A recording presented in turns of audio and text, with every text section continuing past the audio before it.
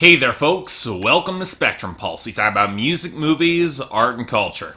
And today we're going to be talking about the newest album from DJ Khaled called Major Key. So okay, I don't use Snapchat. Don't use Vine either. I've got an Instagram, but I've never posted a single photo, and Social Blade tells me that I've got a substandard Twitter account. So okay, maybe I just don't get social media in some capacity. That's fine, I've accepted it. And while I find the success of many acts based upon their social profiles kinda bewildering, I do get the appeal. Hell, on some level, you can almost admire someone who can so manipulate social media to still make themselves seem relevant. Like it or not, there's a skill for that, especially if you're not especially good at what you're supposed to be famous for. And I think at some point, DJ Khaled understood this. He realized that nobody gave a damn about his interchangeable party anthems for his contributions, so he did the next best thing. Marketing. He inflated his online persona through Snapchat to comical sizes and then focused on his one real skill, which was bringing people together in collaboration. He became an expert at connecting people and making his records star-studded affairs that were more notable for other people's guest verses than anything else. And going into this, I had no expectations that this would be anything beyond over-the-top party jams with those guest verses. But on the other hand, it's not like either of the lead-off singles were any good, so my expectations kind of were rock bottom at this point. So could DJ Khaled at least rise to that with his Major Key? Well, here's the thing. This could have been good. The sort of project that if a little bit more care was taken with the guest stars and production, we could have had something pretty potent. But that would have required more effort and focus than I think DJ Khaled was looking to give Major Key, where the approach was to throw as many artists at this album to see what eventually stuck, without a lot of focus on cohesion or themes. And that does frustrate me, because there are seeds of a real focused idea here, defining that major key to the success and how others could find it for themselves. And it's just a real damn shame that so many of the guest stars just didn't care to follow along with it. But let's start off with DJ Khaled himself and his contributions. And really, they're pretty minimal. He shouts his name in half-form bragging, and he only produced 4 songs. Again, he's only here to bring everybody else into the same room. And you know, there is something to that. DJ Khaled might not know how to make a great album, but he knows how to bring the people together to make it for him, and he does get some solid guest verses as a result of that. As much as I can't stand the shrill, squealing howls and air horns of the instrumental, or Future's very repetitive hook, Jay-Z's verses are on point and I Got the Keys, which have kind of grown on me. And it's a similar case when Nas drops his very detailed and socially aware bars on Nas' album Done. It's just a damn shame that the backing production is all warping chipmunk vocals that inevitably feels too thin. But what these 2 tracks are perfect examples of what holds the good songs back from being great. Either the other guest stars aren't holding their weight, or the instrumental just can't back them up all the way. Prime example, Holy Key. With a monster of a hook from Betty Wright, a solid blur of lo-fi guitars, and Kendrick Lamar dropping the sort of lyrical genius not just in the intricate construction but also in the themes, where he struggles with the ever-increasing weight and allure of the physical world and is searching for transcendence, yet finds himself all the more trapped. And yet on the same song, you open up with Big Sean. And yeah, his verse is good, it even fits thematically, but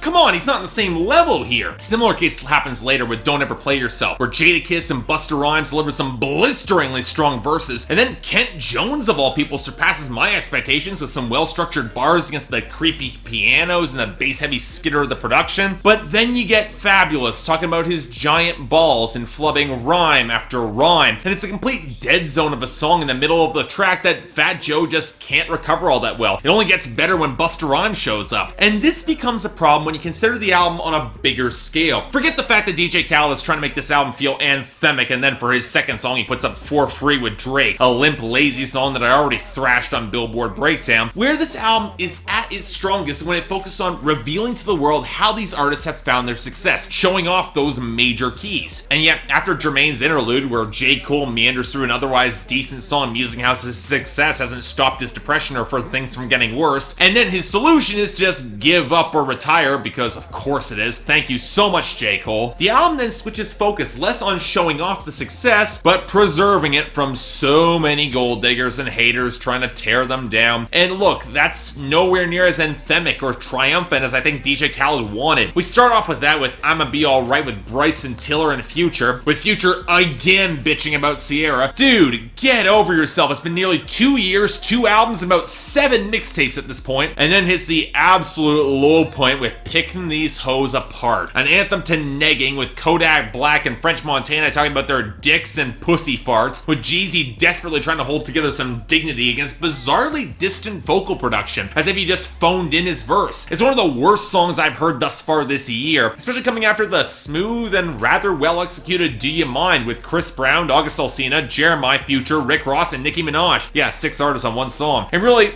if it was pushed to radio, it'd probably stick, because for an R&B jam, it's surprisingly catchy. I actually quite liked it. But beyond that, this record really seems to lose focus on the back half, mostly as the major key idea falls completely out the window in the face of disconnected bragging like on Fuck Up the Club, or the flat drone of Tourists with Travis Scott and Lil Wayne, or the borderline Big Sean solo track Work For It, where he describes himself falling away from his work for some girl as 2 Chainz and Gucci Mane spit your interchangeable verses. And then this record abruptly wants to have some redemptive focus with Forgive Me Father, where Wiz Khalifa's verse about slowing down more to focus on fatherhood, that kind of works, but we still have to contend with Wale's increasingly disconnected bars and a hook from, no joke, Meghan Trainor, who in comparison with Betty Wright doesn't remotely belong on this album. And speaking of not remotely belonging here, the album closer is a solo joint from reggae dancehall artist Mavado called Progress that plays in the same sort of bragging thematically, but it's way too slick and synthetic to flatter the lyrics about fighting against temptation. And it strikes basically as being unfinished, which seems like the complete wrong way to finish off this album. And yet,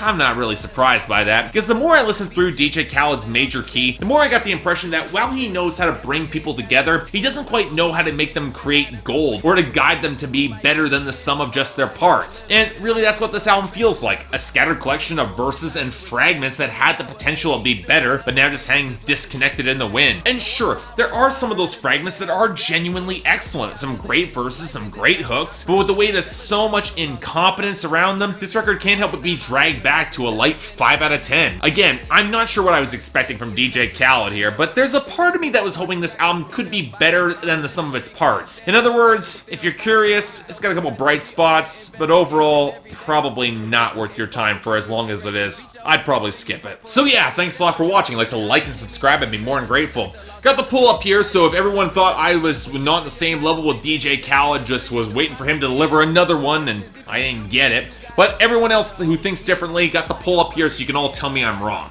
Beyond that, anything else I might be able to do to improve my presentation, or any other albums coming up that you want me to take a look at, I will try to give them a listen. Till then, I'm Mark, you're watching Spectrum Pulse, and I'll see you next time.